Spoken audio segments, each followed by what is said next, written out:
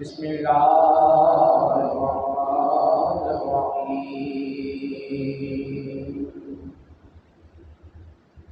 أرأيت الذي يكذب بالدين فذلك الذي يدعو اليتيم صدق الله العظيم وصدق رسوله النبي الكريم ببركته إن الله وملائكته يصلون على النبي يا أيها الذين آمنوا صلوا عليه وسلموا تسليما مل کر آواز بلند محمد سے درود و سلام پڑھیے الصلاة والسلام عليك يا رسول الله الصلاة والسلام عليك يا حبيب الله الصلاة والسلام عليك يا نبي الله وعلى آلك وأصحابك يا سيدي يا رحمة للعالمين يا إمام الأنبياء والمرسلين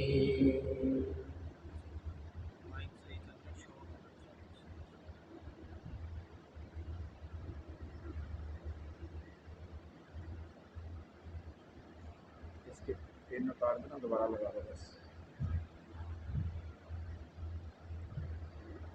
اللہ رب کریم کی حمد و ثنا قرآن مجید فرقان حمید پارہ 30 سورۃ الماعون مکیہ کی ابتدائی آیات مقدسہ میں نے آپ کے سامنے تلاوت کی۔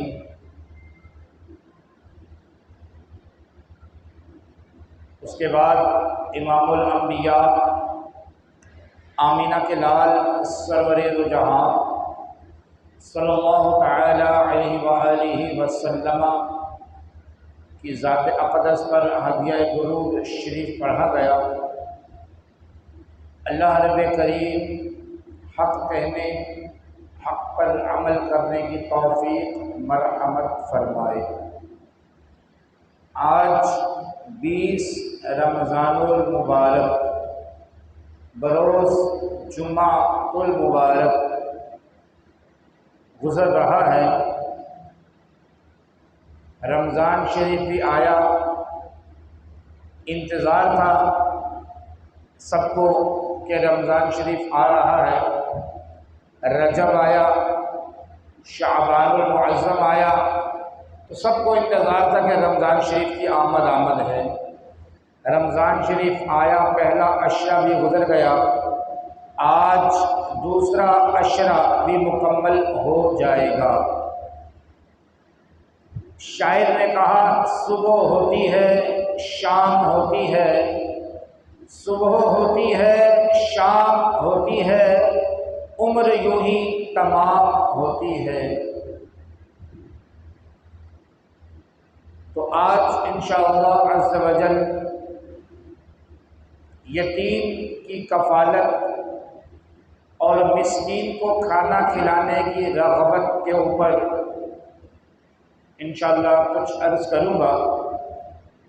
اور کل 21 رمضان المبارک ہے۔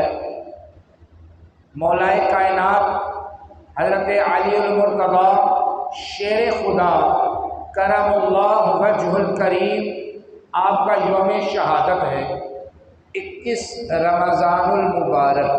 تو انشاءاللہ حضرت علی رضی اللہ تعالی عنہ کا بھی ذکر خیر کریں گے۔ اللہ رب کریم ہمیں حق کہنے حق پر عمل کرنے کی توفیق مرحمت فرمائے۔ آج 20 رمضان المبارک ہے، تو جیسا کہ تمام مسلمان معمول ہے، طریقہ کار ہے، اکثریت جو ہے وہ ماہ رمضان المبارک کے اندر ہی اپنے مال کی اپنے پیسے کی زکوٰۃ نکالتے ہیں، اور زکوٰۃ فرض ہے، زکوٰۃ کا منکر جو ہے وہ داخلہ اسلام سے خارج ہے۔ جو زکوٰۃ نہ دے، زکوٰۃ کا انکار کرے، وہ مسلمان ہی نہیں رہے گا۔ حضرت سیدنا ابو بکر صدیق رضی اللہ تعالی عنہ نے منکرین زکوٰۃ کے خلاف جہاد کیا تھا، جنگ کی تھی، اور آپ نے اس وقت حکم صادر فرمایا تھا کہ پہلے جو لوگ صرف اپنے مال کی زکوٰۃ دیتے تھے یا اپنا مال زکوٰۃ میں دیتے تھے یا جانور زکوٰۃ میں دیتے تھے، اب وہ جانور بھی دیں گے اور ساتھ جانور کی رسی بھی دیں گے۔ اتنا سختی سے حکم عطا فرمایا تھا، کیونکہ آپ کے دور کے اندر منکرین زکوٰۃ بہت زیادہ تھے جو اسلام کے اندر فتنہ فساد پیدا کر رہے تھے۔ لیکن الحمدللہ بفضل تعالی، اللہ کا فضل، اللہ کا احسان کرم کہ مسلمان اس چیز کو سمجھتے ہیں، مانتے ہیں۔ وَأَطِيعُوا اللَّهَ وَأَطِيعُوا الرَّسُولَ، اللہ اور اللہ کے رسول کی اطاعت، بس ختم ہو گئی بات۔ تو اس لیے زکوٰۃ اپنے مال سے سال میں ایک بار نکالنا، یہ اپنے مال کو پاک کرنا ہے۔ اب وہ مال کسی صورت میں بھی ہو، 1 سال سے زائد رکھی ہوئی رقم ہو، زیور کی صورت میں ہو، یا کوئی پلاٹ یا کوئی فلیٹ یا کوئی گھر، اس نیت سے لیا ہو کہ اس کا بزنس کریں گے، اس کا کاروبار کریں گے، بیچیں گے تو منافع آئے گا۔ اب وہ رکھے ہوئے 1 سال گزر گیا، اس کی بھی زکوٰۃ ادا کرنی پڑے گی۔ ہاں، ایسا گھر یا ایسا پلاٹ کہ جب خریدا تو نیت یہ تھی کہ یہ ہم اپنے رہنے کے لیے لے رہے ہیں، یہاں پر ہم خود رہیں گے، ہمارے بچے رہیں گے، تو اس چیز پر زکوٰۃ نہیں لگے گی۔ اس پلاٹ پر، اس فلیٹ پر، اس گھر پر زکوٰۃ نہیں لگے گی۔ لیکن جب خریدا تو نیت یہ تھی کہ یہ ہم خرید رہے ہیں، اس کو بیچ کر پروفٹ کمائیں گے، پھر دوسرا پلاٹ خریدیں گے، پھر پروفٹ کمائیں گے، پھر تیسرا، پھر چوتھا۔ تو یہ ایک کاروبار ہے، بزنس ہے میرا، یہ روز مرہ کا تجارت کا، کاروبار کا، میرے روزی کمانے کا ذرائع ہے۔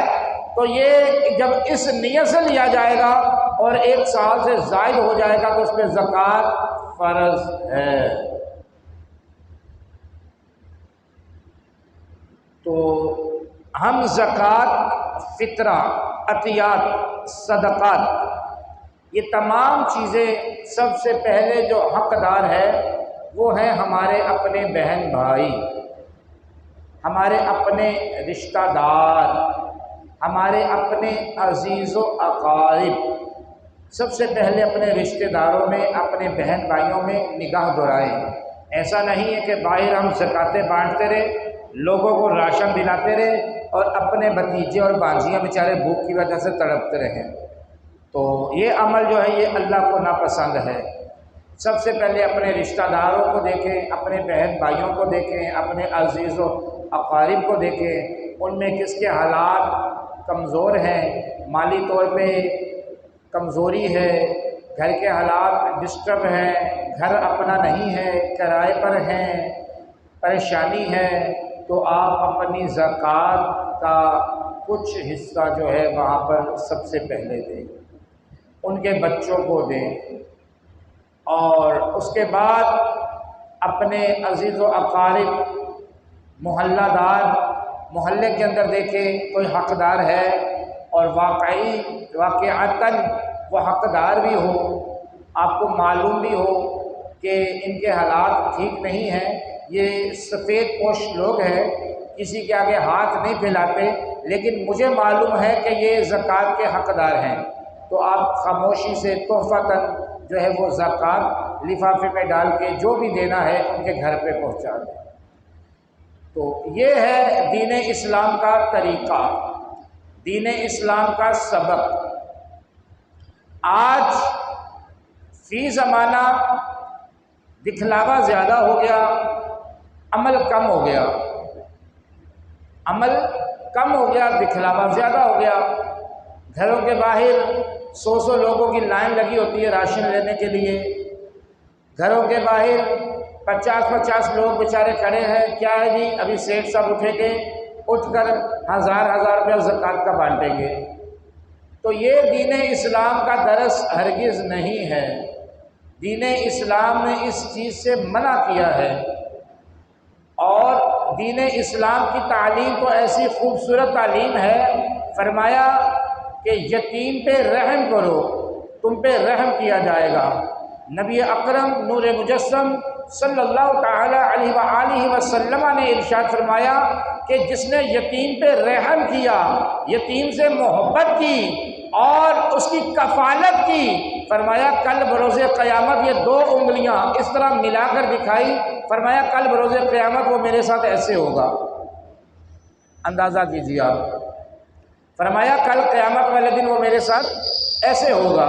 یہ 2 انگلیاں حضور نے ملا کر دکھائی۔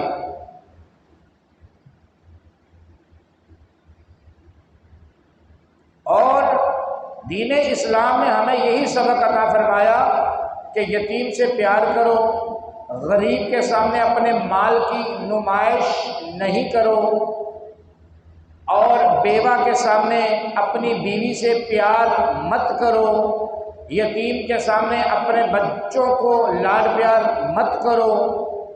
تو یہ دین اسلام کا بڑا خوبصورت، بڑا پیارا سبق ہے جو ہمیں سکھایا گیا، ہمیں پڑھایا گیا، ہمیں بتایا گیا۔ آئیے آپ کو لیے چلتا ہوں 1400 سال کی پہلی تاریخ کے اندر حضرت عمر ابن خطاب رضی اللہ تعالی عنہ جب آپ خلیفہ بنے تو 2-3 دن گزرے تھے، 2-3 دن ہی گزرے تھے، ٹیک لگا کر مسجد نبوی میں تشریف فرما تھے۔ 2-3 بچیاں آئیں چھوٹی چھوٹی، کہا چچا آپ مسلمانوں کے خلیفہ بنے ہو؟ کہا ہاں پتر میں ہی بنا ہوں۔ بولو کیا مسئلہ ہے؟ کہا مسئلہ تو کوئی نہیں ہے، حضرت ابو بکر صدیق جو ہے وہ ہمارے گھر پر عصر کی نماز کے بعد آیا کرتے تھے، آ کر ہماری بکریوں کا دودھ نکالا کرتے تھے۔ آج 4 دن ہو گئے ہمارے گھر پر کوئی آ نہیں رہا، بکریوں کا دودھ کسی نے نکالا نہیں ہے، ہم بھوکے ہیں۔ ہم وہ کچھ دودھ پی لیتے تھے، کچھ بیچ کر اپنا گزارا کر لیتے تھے۔ ماں کی آنکھوں میں آنسو ہیں، بھائی کوئی نہیں، باپ کا سایہ نہیں۔ حضرت ابو بکر صدیق آیا کرتے تھے، آ کر دودھ نکال کر دے جایا کرتے تھے، کچھ بیچ دیا کرتے تھے، کچھ پی لیا کرتے تھے۔ تو آپ خلیفہ بنے ہیں، 4 دن ہو گئے ہمارے گھر پر کوئی آیا نہیں ہے، تو چلو چچا چلتے ہو؟ بتائیے، یہ ہے دین اسلام کا سبق۔ کہا چچا چلتے ہو؟ 4 دن ہو گئے ہمارے گھر پہ کوئی آیا نہیں ہے، ماں کی آنکھوں میں آنسو آ گئے ہیں۔ فرمایا اچھا چلو پتر میں چلتا ہوں۔ چادر اٹھائی، کندھے پہ لی، بچیاں آگے آگے، حضرت عمر ابن خطاب پیچھے پیچھے۔ کون عمر؟ وہ عمر جس گلی سے گزر جائے شیطان راستہ بدل لے۔ کون عمر؟ وہ عمر جو 22 لاکھ مربع کے حاکم ہے، مشرق سے مغرب، شمال سے جنوب، آپ کی اجازت کے بغیر پتہ بھی نہ ہلے۔ وہ عمر ان بچیوں کے پیچھے چادر کندھے پہ ڈال کے چل پڑے ہیں۔ راستے میں صحابہ نے پوچھا کہ یا امیر المومنین کیا بات ہے، آنکھوں میں آنسو آ رہے ہیں، کہاں جا رہے ہیں؟ تو بچیوں کی طرف اشارہ کر کے فرمایا یار میرے لیے صدیق اکبر جو ہے راستے بڑے مشکل کر گئے۔ یہ ہے دین اسلام کا سبق، یہ ہے دین کی تعلیم۔ اسی لیے تو منع کیا کہ غریب کے سامنے اپنے مال کی نمائش نہیں کرو، یتیم کے سامنے اپنے بچوں کو پیار نہیں کرو۔ آئیے ایک اور واقعہ آپ کو سنائی دیتا ہوں۔ ایک صحابی بارگاہ رسالت میں حاضر ہوئے، صحابہ موجود ہیں، آ کر عرض کی یا رسول اللہ میرا بیٹا جو ہے وہ صبح سے لاپتہ ہے اور میں بھی پریشان ہوں، اس کی ماں کا بھی رو رو کے برا حال ہے، دعا کر دیجیے بچہ گھر پر آ جائے۔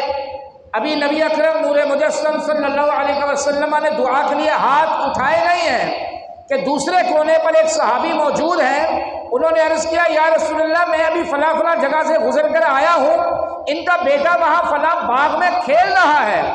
ابھی یہ بات سنی تو صحابی نے نہ دائیں دیکھا نہ بائیں دیکھا، بھاگنے کی تو جب بھاگے تو حضور نے فرمایا اس کو بلاؤ، اس کو روکو، اس کو بلاؤ۔ جب بلایا گیا فرمایا بڑی جلدی ہے بھائی۔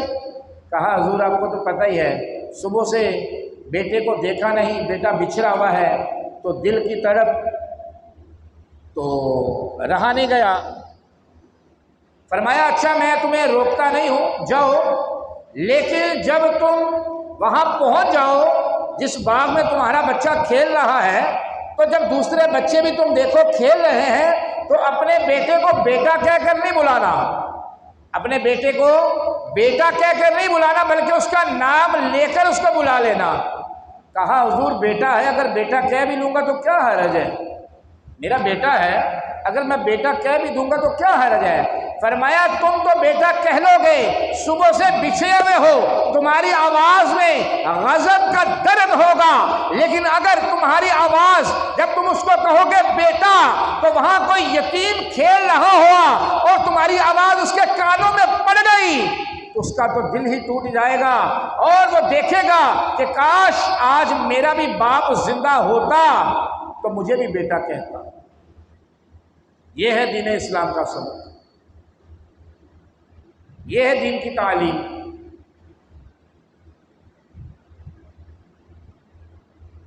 تو اسی لیے قرآن مجید فرقان حمید نے فرمایا ارأیت الذی یکذب بالدین، فرمایا بھلا دیکھو تو جو دین کو جھٹلاتا ہے، فذالک الذی یدعو الیتیم، فرمایا پھر وہ ہے جو یتیم کو دھکے دیتا ہے، جو یتیم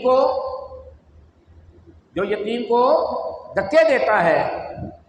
تو نبی پاک علیہ السلام کے اعلان نبوت سے پہلے یتیم کو منحوس سمجھا جاتا تھا۔ کیا سمجھا جاتا تھا؟ لیکن جب حضور تشریف لائے تو غریبوں کے والی، یتیموں کے آقا، ہم غریبوں کے آقا پہ بے حد درود، ہم فقیروں کی سربت پہ لاکھوں سلام۔ جب حضور آئے تو غریبوں کے، یتیموں کے والی بن کر آئے۔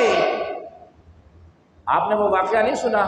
عید والے دن ایک طرف امام حسن ہے، دوسری طرف امام حسین ہے، مسجد میں نماز عید پڑھنے جا رہے ہیں، عید کی نماز، ہزاروں کا مجمع ہے، ہزاروں کا مجمع انتظار کر رہا ہے صحابہ کا، اور حضور نماز پڑھنے جا رہے ہیں۔ راستے میں دیکھا ایک 6 سال کا بچہ، کتنے سال کا؟ 6 سال کا بچہ دیوار سے منہ لگا کے رو رہا ہے۔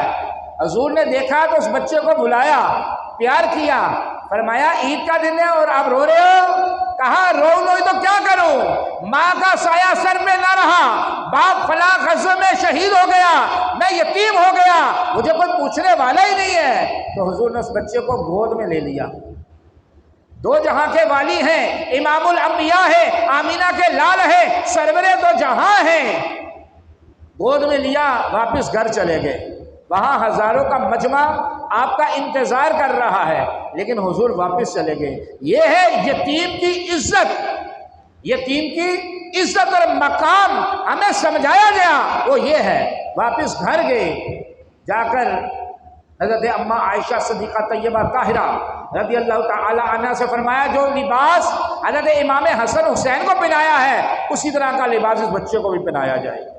بچے کو غسل دیا، لباس پہنایا، پھر فرمایا کیا تجھے اچھا نہ لگے گا کہ عائشہ تیری ماں لگے، محمد تیرا باپ لگے، فاطمہ تیری باجی لگے؟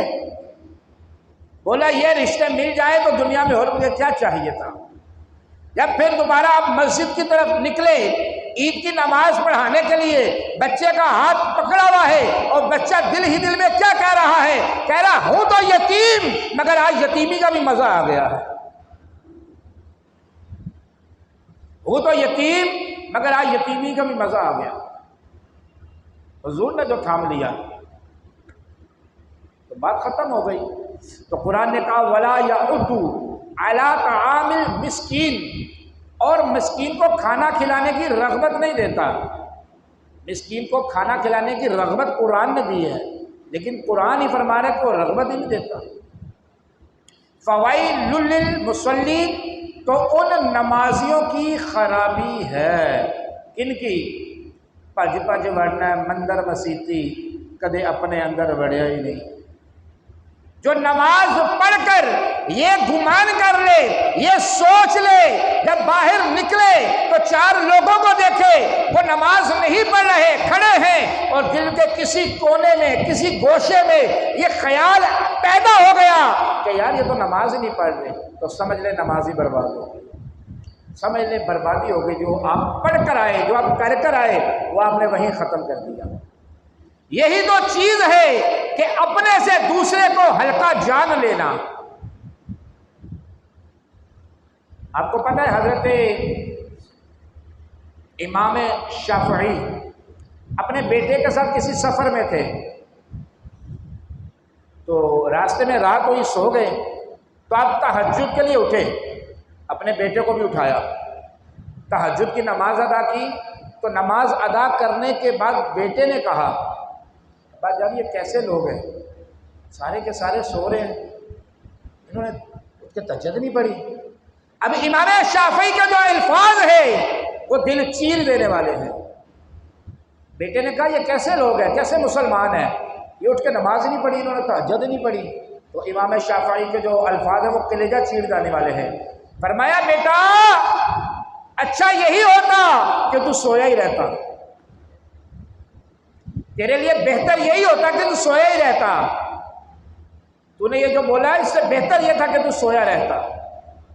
تو کبھی بھی اپنے دل میں کبھی ایسا گمان پیدا نہ کریں۔ قرآن نے کہا فوائل للمصلین، تو ان نمازیوں کی خرابی ہے، الذین ہم عن صلاتہم ساہون، کن کی؟ فرمایا جو اپنی نماز سے بھولے بیٹھے ہیں، جو اپنی نماز سے بھولے بیٹھے ہیں۔ آگے وہی بات جو بھی میں نے عرض کی آپ کو، وہی قرآن نے بھی فرمائی، فرمایا الذین ہم یراؤون، فرمایا وہ جو دکھلاوا کرتے ہیں، وہ جو دکھلاوا کرتے ہیں، وَيَمْنَعُونَ الْمَاعُونَ، اور برتنے کی چیز مانگنے نہیں دیتے، یعنی کوئی استعمال والی چیز ہے، کسی مسلمان نے کسی مسلمان سے طلب کر لی اور اس کے کام کی نہیں ہے، مگر پھر بھی وہ اپنے مسلمان کے کام نہیں آ رہا، پھر بھی وہ اپنے مومن بھائی کے کام نہیں آ رہا، پھر یہ کیسا ایمان ہے، کیسا ایمان ہے؟ تو یہ قرآن مجید فرقان حمید نے ہمیں فرمایا۔ اور اسی طرح دوسری جگہ پر بھی میں آپ کو بتاتا چلوں، قرآن مجید فرقان حمید نے فرمایا فَأَمَّا الْإِنسَانُ إِذَا مَا ابْتَلَاهُ رَبُّهُ فَأَكْرَمَهُ وَنَعَمَهُ فَيَقُولُ رَبِّي أَكْرَمَنِ، یہ سورہ فجر ہے، وہ سورہ ماعون تھی، یہ سورہ فجر ہے۔ فرمایا بے شک، فرمایا فَأَمَّا الْإِنسَانُ، لیکن جب آدمی کو اللہ رزق عطا فرماتا ہے، آزماتا ہے اس کا رب اس کو، اور اس کو بے شمار نعمتیں دے دیتا ہے، بے شمار سب کچھ مل جاتا ہے، گھر مل جاتا ہے، بنگلہ مل جاتا ہے، گاڑی مل جاتی ہے، اچھا مال مل جاتا ہے، اولاد مل جاتی ہے، شادی ہو جاتی ہے، ہر چیز ہو جاتی ہے، وہ پتہ کیا کہتا ہے؟ وہ کہتا ہے فَيَقُولُ رَبِّي أَكْرَمَنِ، کہتا ہے یہ میرے رب نے مجھے عزت دے دی۔ کیا کہتا ہے؟ فَيَقُولُ رَبِّي أَكْرَمَنِ، میرے رب نے مجھے عزت دی۔ اب آگے قرآن کیا کہتا ہے؟ قرآن کہتا ہے وَأَمَّا إِذَا مَا ابْتَلَاهُ فَقَدَرَ عَلَيْهِ رِزْقَهُ، اور اگر آزمائے اس پر رزق تنگ کر دے، کیا کریں؟ اس پہ رزق تنگ کر دے۔ اللہ تو کسی کو دے کر آزماتا ہے، کسی سے لے کر آزماتا ہے، یہ تو اس کی حکمتیں ہیں، وہی جانتا ہے۔ تو پھر بندہ کیا کہتا ہے؟ پھر بندہ کہتا ہے فَيَقُولُ رَبِّي أَهَانَنِ، تو کہتا ہے میرے رب نے تو مجھے خوار کر دیا۔ کیوں؟ اللہ نے اس کی وجہ بھی بتائی ہے، رزق تنگ کیوں کیا وجہ بھی بتائی اللہ پاک نے۔ فرمایا کلا بل لا تکرمون الیتیم، تمہارا رزق اس وجہ سے تنگ ہو گیا کہ تم یتیم کو عزت نہیں دیتے۔ کیوں تنگ ہو گیا؟ تم یتیم کو عزت نہیں دیتے۔ قرآن کہتا ہے کلا بل لا تکرمون الیتیم، تم یتیم کو عزت نہیں دیتے۔ ولا تحاضون علی طعام المسکین، اور ایک دوسرے کو آپس میں رغبت نہیں دلاتے، آپس میں شوق نہیں دلاتے ایک دوسرے کو، کس چیز کا؟ مسکین کو کھانا کھلانے کا۔ وَتَأْكُلُونَ التُّرَاثَ أَكْلًا لَمًّا، اور میراث کا مال حق کھاتے ہو۔ وَتُحِبُّونَ الْمَالَ حُبًّا جَمًّا، اور مال کی محبت کثرت سے رکھتے ہو۔ تو یہ قرآن مجید فرقان حمید کے حوالے سے میں نے آپ کو مختصر سا بتا دیا کہ یتیم کی بہت عزت ہے، بہت تکریم ہے۔ نبی اکرم نور مجسم صلی اللہ تعالیٰ علیہ وآلہ وسلم نے فرمایا، جس نے یتیم کے سر پہ ہاتھ رکھ دیا، اس کے ہاتھ کے نیچے جتنے بال آ گئے، اللہ جنت میں اس کو اتنے درجے عطا فرما دے گا۔ بتائیے کتنی نعمتیں، کتنی برکتیں ہیں۔ تو اس لیے اپنے دلوں کو نرم کرے، ماہ رمضان ہے، اور روزہ رکھ کر تو انسان کے اندر تقوی اور پرہیزگاری ہی آتی ہے، کیونکہ قرآن نے ہی کہا نا کہ ہم نے تم پر روزے فرض کر دیے۔ کیوں فرض کر دیے؟ یہ تم سے پہلی قوموں پہ بھی فرض کیے۔ اس کی وجہ کیا بتائی؟ قرآن نے کہا کہ اس لیے کیے تاکہ تم تقوی والے بن جاؤ، پرہیزگار بن جاؤ، اللہ کا قرب حاصل کرنے والے بن جاؤ۔ تو رمضان شریف کا مہینہ ہے، اپنے دلوں کو نرم کیجیے۔ جہاں تک میری آواز جا رہی ہے، گھروں میں بیٹھ کر سننے والی اسلامی بہنیں بھی میری بات کو توجہ سے سنیں، اپنے دلوں کو نرم کریں، اپنے مال کی جو زکوٰۃ بنتی ہے، جو فطرہ بنتا ہے، جو صدقات بنتے ہیں، جو عطیات بنتے ہیں، وہ سب سے پہلے جو ہے، سب سے پہلے آپ اپنے رشتہ داروں میں دیکھیں، اپنے بہن بھائیوں میں دیکھیں، اپنے عزیز و اقارب میں دیکھیں۔ یہ نہیں کہ محلے میں چتراہٹ بن رہی ہے، محلے میں بلے بلے ہو رہی ہے، محلے میں واہ واہ ہو رہی ہے، اور اپنے بھتیجے اور بھانجیاں بھوکے مر رہے ہیں، بھتیجے اور بھانجیاں لوگوں سے جوتی کے لیے پیسے مانگ رہے ہیں، بھتیجے اور بھانجیاں کسی سیٹھ صاحب کے گھر میں لائن میں لگ کر کپڑے مانگ رہے ہیں۔ تو یہ انسان کے لیے شرم کا مر مٹنے کا مقام ہے۔ تو سب سے پہلے اپنے عزیز و اقارب میں، اپنے بہن بھائیوں میں دیکھیں، اس کے بعد اپنے دوست احباب میں دیکھیں، اپنے محلے میں دیکھیں، اور اس کے بعد مسجد اور مدارس کو بھی دیکھیں۔ کیوں؟ مسجد اور مدارس کا بہت بڑا حق ہے۔ آج اہل سنت نے اپنا جو ٹریک ہے نا، ٹریک یہی چینج کر لیا، جس وجہ سے ہم اتنے پیچھے آ گئے۔ پتہ ہے آپ کو، ابھی آپ دیکھیں جمعے کی نماز میں تقریباً 10 منٹ رہ گئے ہیں، 15 منٹ، اور مسجد میں نمازیوں کی حالت آپ کے سامنے ہے۔ اس کی وجہ پتہ کیا ہے آپ کو؟ اس کی بنیادی وجہ بتاؤں آپ کو کیا ہے؟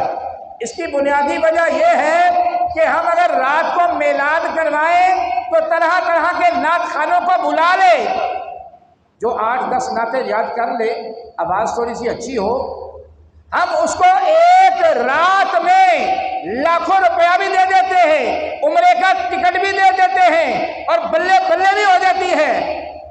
یہ ہم نے اہل سنت نے اپنا منشور اور اپنا طریقہ دین یہ سمجھ لیا، جو پورا مہینہ مسجد میں نماز پڑھائے، جو پورا مہینہ بیٹھ کر تدریس کرے، قرآن پڑھائے، فقہ پڑھائے، حدیث پڑھائے، عالم کا کورس کروائے، وہ مہینے میں اتنی تنخواہ نہیں لیتا جو ہم لوگ ایک نعت خوان کو ایک رات میں دے دیتے ہیں۔ تو بتائیے ہم کون سا دین کا کام کر رہے ہیں؟ پھر ہمارے لوگ بھی بیچارے جتنی سمجھ ہے اتنا ہی کام کرتے ہیں، لاکھوں روپیہ میلاد پہ لگا دیں گے، نعت خوانوں کو بلا لیں گے، مگر جو دینی مدارس ہیں جن کو اسٹیبلش کرنا چاہیے، جن کو مضبوط کرنا چاہیے، جو دین اسلام کا پلیٹ فارم ہے، مسلمانوں کی بنیاد ہے، جہاں سے دین اسلام اجاگر ہوتا ہے، اس کی طرف توجہ ہی نہیں ہے۔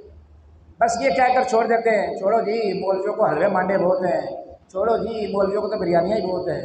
تو ہم اپنے گریبان میں پہلے جھانک کر یہ دیکھیں کہ میں پورا سال مسجد کی خدمت کتنی کرتا ہوں۔ میں تو مسجد میں جمعے والے دن بھی دیکھ کر جیب میں ہاتھ ڈالتا ہوں کہ 10 کی جگہ 20 تو نہیں نکل آئے، اور باتیں میں ایسے کروں شاہ عالم برا کی طرح۔ تو اس لیے اگر ہم مسلمان ہیں اور صحیح معنوں میں ہم دین کی سربلندی چاہتے ہیں، دین کو تخت پر دیکھنا چاہتے ہیں، تو ہمیں اپنی سوچ کو تبدیل کرنا ہوگا۔ اب جو بندہ 10-12 نعتیں یاد کر، نعت خوانی کے خلاف نہیں، ہم نعت خوانی کے خلاف نہیں ہے، لیکن ہم کہتے ہیں تو طریقے سے کام ہو۔ اب ایک بندہ 10 نعتیں یاد کر کر اسٹیج پر آ جائے اور ایک عالم دین، مفتی ہو، شیخ الحدیث ہو، علم پوری زندگی اس نے 20 سال پڑھا، 20 سال پہلے تو اس نے بیٹھ کے پڑھا، پھر 10-12 سال اس کو ہو گئے پڑھاتے ہوئے، اب وہ مہینے میں 10,000 15,000 روپے تنخواہ لے رہا ہے۔ آپ بتائیے فی زمانہ 15,000 روپے تنخواہ میں کچھ ہوگا؟ ایک بات ہے، آپ میں سے جو جہاں موجود ہیں کوئی بندہ ایسا ہے جس کی 15,000 روپے تنخواہ ہو یا 10,000 روپے تنخواہ ہو اور شادی شدہ بھی ہو، 3 بچے بھی ہوں، قاری صاحب کی ہے کتنی ہے؟ 10,000 روپیہ، پوچھ لیں وہ بھی بیٹھے، لیکن پھر بھی جمعے والے دن صاف ستھرا لباس پہن کر، اچھا لباس پہن کر، اچھی خوشبو لگا کر اور اپنا اچھا زیب تن کر کر مسجد میں بیٹھے ہوتے ہیں اور یہی کہہ رہے ہوتے ہیں الحمدللہ رب العالمین، اللہ پورا کہتے ہیں، مالک ہے، خالق ہے، رازق ہے۔ قاری صاحب کی تو 10,000 ہے، میری تو ہے ہی نہیں،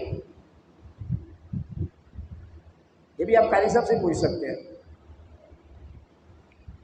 لیکن بات کرنے کا جو مقصد ہے وہ یہ نہیں کہ ہم آپ سے بھیک مانگ رہے ہیں، ہم آپ سے پیسہ مانگ رہے ہیں۔ بات کرنے کا مقصد یہ ہے کہ اگر ہم مسلمان ہیں، دین اسلام کی بلندی چاہتے ہیں، دین کا کام کرنا چاہتے ہیں، تو اپنے دینی مدارس کو مضبوط کریں۔ جہاں آپ رہتے ہیں، آپ شاہ فیصل میں رہتے ہیں، لانڈی میں رہتے ہیں، کورنگی میں رہتے ہیں، اورنگی میں رہتے ہیں، آپ کہیں بھی رہتے ہیں، آپ اپنے دینی مدارس کو مضبوط کریں۔ دینی مدارس مضبوط ہوں گے تو وہیں سے حافظ قرآن بن کر نکلیں گے، وہیں سے عالم دین بن کر نکلیں گے، وہیں سے مفسرین بن کر نکلیں گے، وہیں سے محدثین بن کر نکلیں گے۔ پہلی قوموں کے اندر جو کتاب اللہ ہوا کرتی تھی نا، کتاب اللہ، بات سمجھ آ رہی ہے آپ کو آسانی سے؟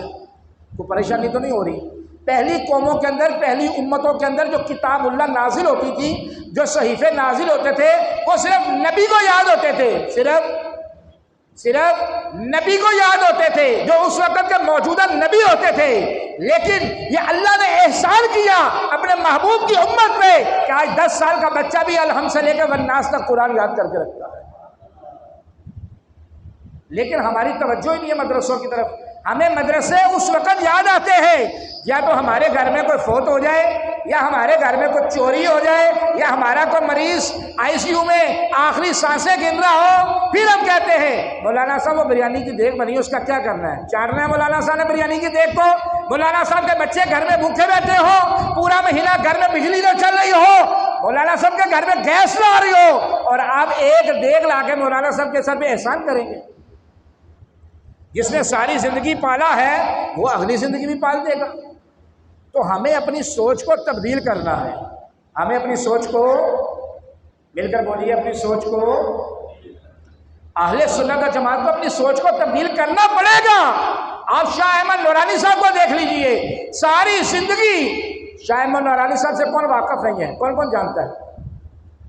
شاہ احمد نورانی صاحب جن کا مزار شریف عبداللہ شاہ غازی نیچے قدمین شریف میں بنا ہوا ہے، ساری زندگی ایک کمرے میں گزاری آپ نے،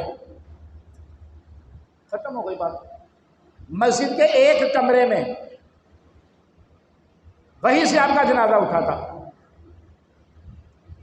مولانا عبدالستار نیازی صاحب کو دیکھ لیجیے، آپ سیدی امام احمد رضا خان علیہ رحمۃ الرحمان کو دیکھ لیجیے، آپ جتنے بڑے بڑے جید علماء، مفسرین، محدثین ہیں، آپ ان کی زندگیاں پڑھ کر دیکھ لیجیے۔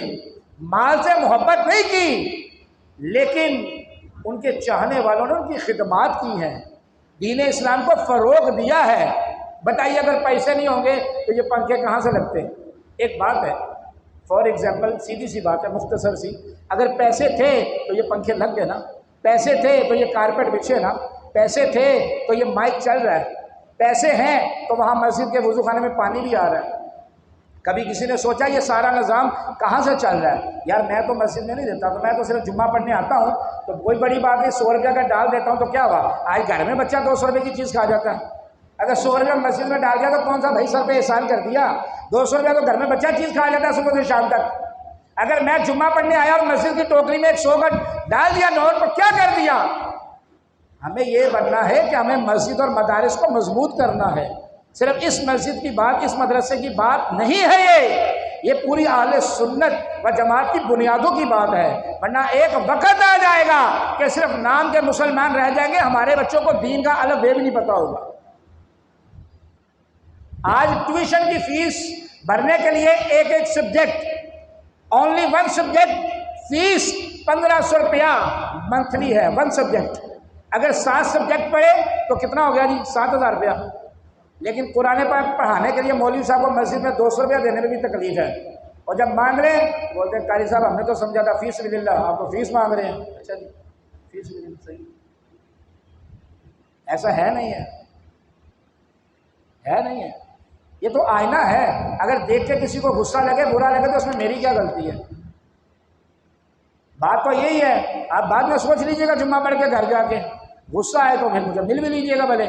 لیکن بات یہی ہے، آج 500 1000 روپیہ ہم مسجد میں بچے کو قرآن پڑھانے کے لیے بھرنے کے لیے تیار نہیں ہے، لیکن اپنے بچے کو انجینئر بنانے کے لیے، ڈاکٹر بنانے کے لیے، بینک کا کورس کروانے کے لیے، کمپیوٹر کورس کروانے کے لیے، موبائل کورس کروانے کے لیے، طرح طرح کے کورسز کروانے کے لیے ہم فیسیں بھرنے کے لیے تیار ہیں.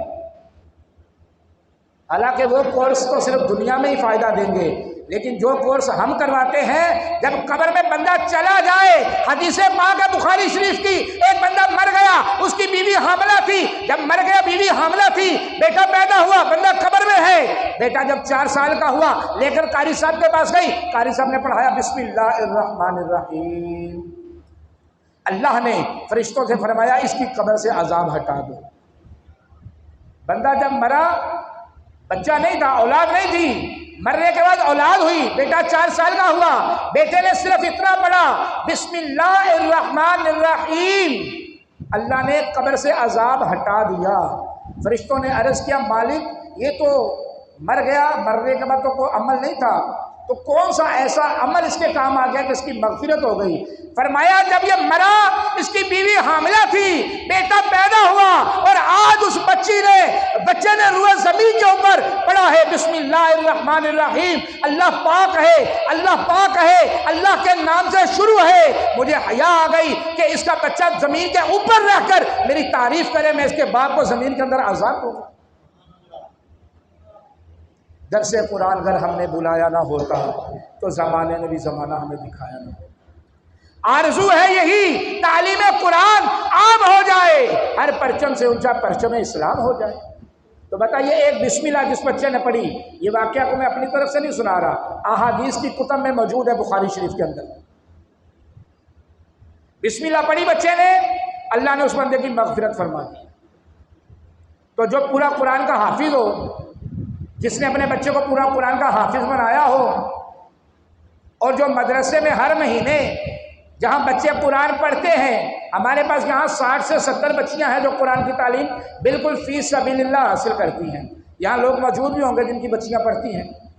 1 روپیہ بھی فیس نہیں لی جاتی کسی بھی مد میں، یا ادھر سے گھما کر یا ادھر سے گھما کر، کسی مد میں بھی نہیں لی جاتی، بالکل فری آف کاسٹ ہے. الحمدللہ رب العالمین. 3 بجے سے 4 بجے تک مدرسہ لگتا ہے، ایک یہاں پر لگتا ہے، ایک سری پرائڈ میں لگتا ہے بچیوں کا. ہمارے پاس 60 سے 70 بچیاں ہیں، کیونکہ ہمارا منشور، ہمارا ذہن یہی ہے کہ آج کی اگر بچیاں صحیح معنوں میں قرآن اور دین کی تعلیم پڑھیں گی تو اپنی نسل کو سنوارنے میں کامیاب ہو جائیں گے. لیکن اس کے لیے تعاون چاہیے، اس کے لیے سپورٹ چاہیے، اس کے لیے اچھے لوگ چاہیے جو بغیر اعلان کیے، بغیر مانگے، ان کو پتہ ہو کہ جیسے میں گھر کا کرایہ بھرتا ہوں، کیبل کی فیس بھرتا ہوں، بچوں کی فیس بھرتا ہوں، مینٹیننس بھرتا ہوں، اسی طرح مجھے ہر مہینے 10 تاریخ کو یا مدرسے کے اخراجات میں اپنا حصہ ڈالنا ہی ڈالنا ہے. ختم ہو گئی بات. اس میں کوئی بھیک مانگنے والا تو مسئلہ ہی نہیں ہے. کوئی دے کے احسان کرنا تو اس سے اچھا تو بندہ دے ہی نا. یہاں پر ایک مسجد میں ایک بندہ دیتا تھا 1000 روپیہ مہینے کا، تو وہ قاری صاحب سے لڑائی ہو گئی ان کی کہ انہوں نے وہاں صحن میں کھڑے ہو کے شور کیا کہ میں 1000 روپیہ مہینے کا دیتا ہوں. وہ دن جائے اور آج کا دن آئے، 8 مہینے ہو گئے، میں نے سختی سے قاری صاحب کو بولا تھا کہ اگر یہ دے تو لپیٹ کے اس کے منہ پہ مار دینا۔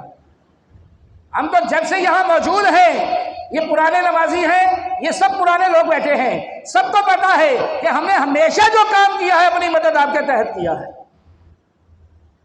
ہاں اگر کسی نے حصہ ملایا ہے تو اپنی آخرت کے لیے ملایا ہے، اپنی بقا کے لیے ملایا ہے، اپنے تحفظ کے لیے ملایا ہے، اپنے ایمان کی گواہی دی ہے، اپنی محبت کا اظہار کیا ہے۔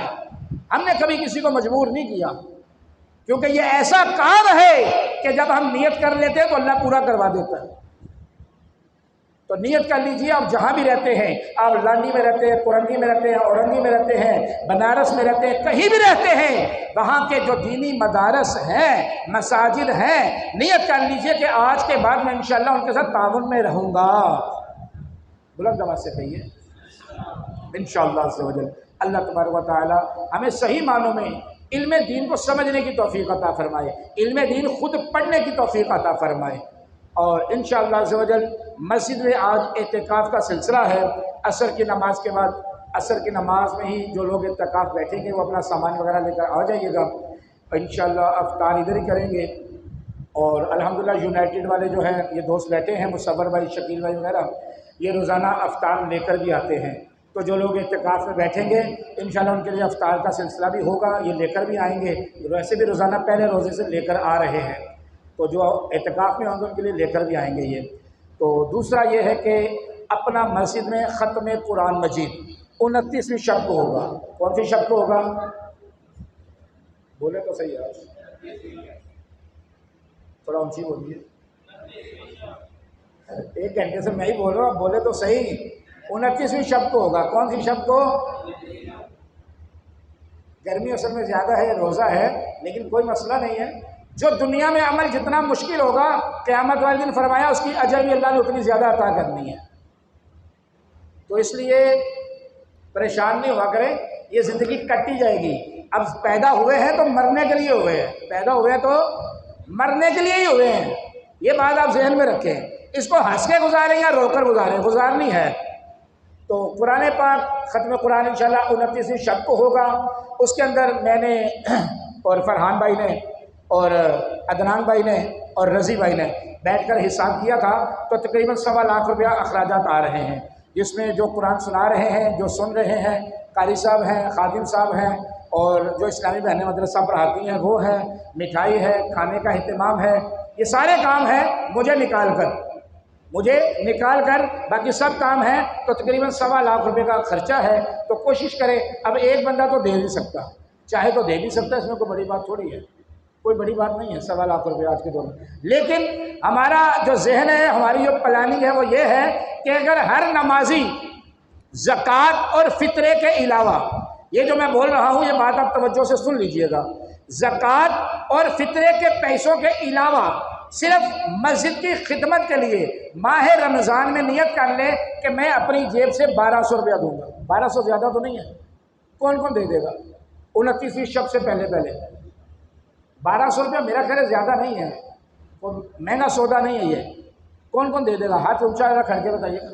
اگر ہر نمازی 1200 روپیہ دے دے گا تو ہمارے اوپر وزن بھی نہیں آئے گا اور کام بھی بڑا اچھے طریقے سے ہو جائے گا انشاءاللہ تعالیٰ۔ اچھا، جو 1200 نہ دے سکے، 12ویں شریف کی نسبت سے 1200 رکھا تھا، اگر 1200 نہ دے سکے تو پنجتن پاک کی نسبت سے 500 دے دے، 500 بھی نہ دے سکے تو 4 یاروں کی نسبت سے 400 دے دے، 400 بھی نہ دے سکے تو اللہ محمد کی نسبت سے 200 روپیہ دے دے، 200 بھی نہ دے سکے تو 100 ہی دے دے، اگر کچھ بھی نہ دے سکے تو دعا ہی دے دے، دعا بھی تو مومن کا ہتھیار ہے نا، صحیح ہے؟ ویسے آپ سب ساتھ ہیں انشاءاللہ؟ اتنی بلند آواز سے انشاءاللہ کہیں کہ شیطان اگر کسی کونے کھانچے میں چھپ کر سن رہا ہے تو اس کا کلیجہ پھٹ جائے، آپ کی آواز گنبد خضرا تک جا کر ٹکرا جائے۔ بولیے انشاءاللہ عز و جل۔ اللہ تعالیٰ آپ تمام کے جذبوں کو قبول فرمائے، آمین بجاہ نبی الامین صلی اللہ علیہ وسلم۔ سنت